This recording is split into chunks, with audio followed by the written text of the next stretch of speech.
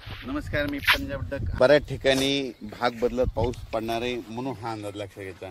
म्हणजे विखुरलेल्या स्वरूपात सांगायचं झालं तर परभणी जिल्हा, लातूर जिल्हा, बीड जिल्हा, धाराशिव, त्याच्यानंतर नगर जिल्हा, त्याच्यानंतर जालना जिल्हा, संभाजीनगर, सोलापूर जिल्ह्यात आज बऱ्याच ठिकाणी विखुरलेल्या स्वरूपाचा पाऊस पडणार आहे म्हणून हा अंदाज लक्षात घ्यायचा.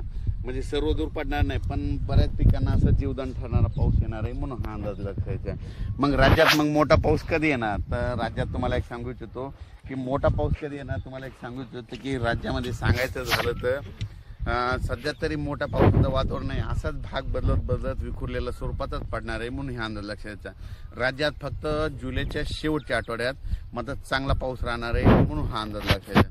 म्हणजे सांगायचं तर जुलैच्या शेवटच्या आठवड्यात म्हणजे हा पाऊस राहणार आहे. शेवटच्या आठवड्यात चांगला पाऊस, मग ते वाहने वडे नाले वाहणारा पाऊस जुलैच्या शेवटच्या आठवड्यात पाऊस येणार आहे म्हणून हा अंदाज लक्षात घ्यायचा.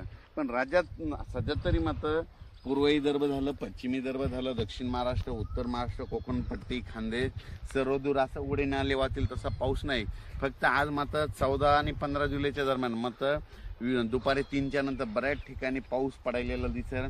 भाग बदलत पर्सनल काहीला सोडून देईल, कुठं पडेल कुठं नाही म्हणून हे लक्षात येतं. पण राज्यात सध्या तरी मोठं नाही, पण राज्यात मात्र 14-15 आज बऱ्याच ठिकाणी ठिकठिकाणी पाऊस पडणार आहे म्हणून हे लक्षात यायचं. राज्यात नंतर काय होणार आहे, 18च्या नंतर परत एकदा वातावरण चेंज व्हायला सुरुवात होणार आहे.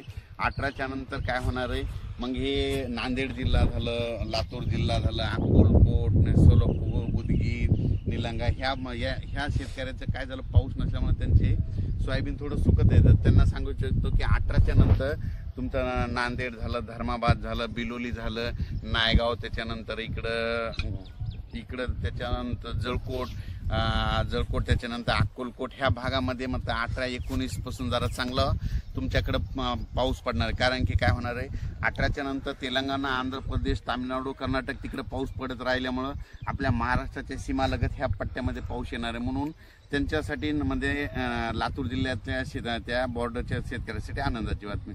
पण राज्यात मात्र 22 तारखेच्या नंतर परत आता वातावरण म्हणजे असं वाढत 22 जुलैच्या नंतर चांगलं वातावरण वाढत जाईल.